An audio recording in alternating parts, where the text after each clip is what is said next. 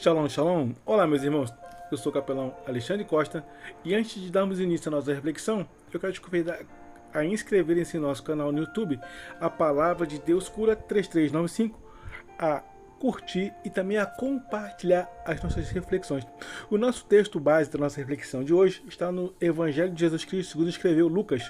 Lucas capítulo 18, verso 10, onde diz o texto base: Dois homens subiam ao templo para orar, um fariseu e outro publicano.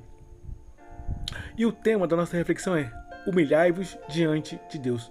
Este nosso texto, ele nos apresenta duas posturas muito diferentes diante de Deus. Quando um fariseu, cheio de justiça própria, e um outro, um publicano, que muito embora fosse odiado pelo povo, ele reconhecia sua necessidade de misericórdia. Nesse texto, nós também aprendemos que a importância para a nossa vida espiritual nunca será o que o próximo pensa de nós, mas sim o que o nosso Deus ele tem a nosso respeito.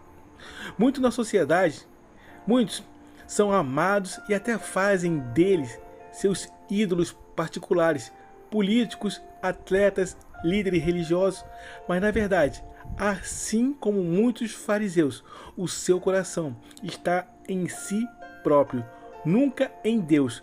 Criam ídolos de si mesmo e adoram a si próprio. A narrativa lida, ela nos ensina verdades profundas sobre como devemos nos apresentar diante de Deus. Meus amados, como temos nos apresentado, como temos feito a nossa oração diante de Deus. Uma oração que se humilha, uma oração humilde, uma oração de próprios eus. Destacando sempre a importância de nos humilharmos diante de Deus para alcançar a graça divina. Há um texto em que muitos o repetem e está completamente fora do que a Bíblia fala e ainda mais do que ela nos ensina. A Bíblia, a nossa Bíblia, nunca falou ou ensinou que os humilhados serão exaltados. Mas sim, no Evangelho de Jesus Cristo, segundo escreveu Mateus, capítulo 23, verso 12, diz que: pois todo aquele que a si mesmo se exaltar será humilhado, e todo aquele que a si mesmo se humilhar será exaltado. Em nossa reflexão, estaremos compartilhando 3 lições extraídas do nosso texto. E a primeira lição é que Deus rejeita a soberba e exalta os humildes.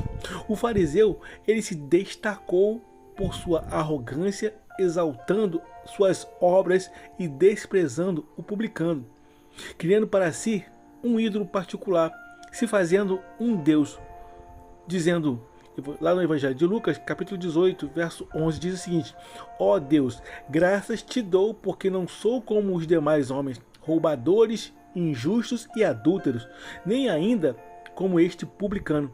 O fariseu, ele confiava, assim como os muitos nos dias atuais, em suas obras, nas suas práticas religiosas, tendo para si próprio como mérito para justificar-se diante de Deus. Meus amados, como temos nos apresentado diante de Deus? Como tem chegado as nossas orações, se elas têm chegado a Deus? Nos justificando e nos colocando melhores do que o nosso próximo ou nos humilhando? Por outro lado, o publicano, ele se apresenta cheio de humildade e nem sequer levantava os olhos aos céus, mas batia no peito clamando. Lucas capítulo 18, verso 13. Ó Deus, se propício a mim, que sou pecador. Essa atitude revela em nossa Bíblia que o nosso Deus, ele não está à procura de perfeição humanas, mas sim de corações quebrantados. Tiago capítulo 4, verso 6 diz: como está escrito, Deus resiste aos soberbos, mas dá graça aos humildes. Meus irmãos, humilhem-se a si mesmo, que o nosso Deus te exaltará. Quando reconhecemos nossa total dependência de Deus, é Ele que nos exalta com sua graça e grande misericórdia. E a nossa segunda lição, o nosso segundo aprendizado é que a autossuficiência é um obstáculo, é uma barreira para a comunhão com Deus. O fariseu, ele exemplifica a autossuficiência, confiando em suas boas obras e desprezando os outros. Ele acreditava que a sua retidão era suficiente para garantir o favor de Deus. Essa atitude ela é um perigo espiritual, pois a palavra de Deus ela nos afirma, em Romanos capítulo 3, verso 23, todos pecaram e carecem da glória de Deus. O publicano, meus amados, por sua vez, reconheceu sua condição de pecador e pedia misericórdia divina. Com essa postura, aprendemos que ela é fundamental para se aproximar de Deus, como diz no Salmos 51, verso 17, a um coração quebrantado e contrito, não desprezarás, ó Deus.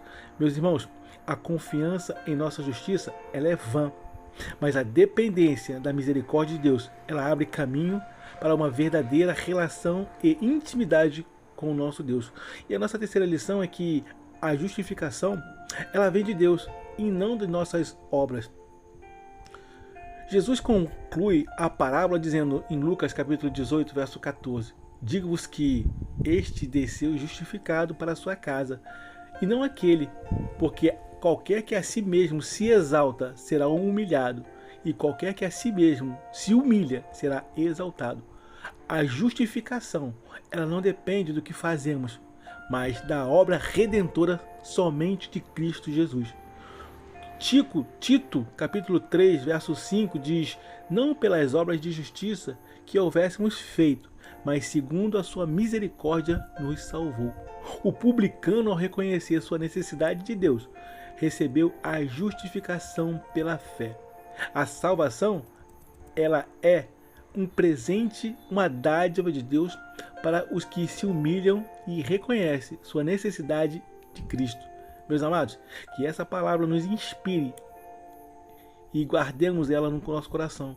O exemplo do publicano, um coração humilde, dependente da misericórdia de Deus, um coração quebrantado e reconhecedor de sua necessidade de salvação que só alcançamos em Cristo Jesus. Hoje eu preciso te convidar a entregar a sua vida a Jesus e a reconhecê-lo como seu único e suficiente Salvador. Amém? Guarda essa palavra no seu coração. Eu sou o capelão Alexandre Costa. Shalom, shalom, graça e paz.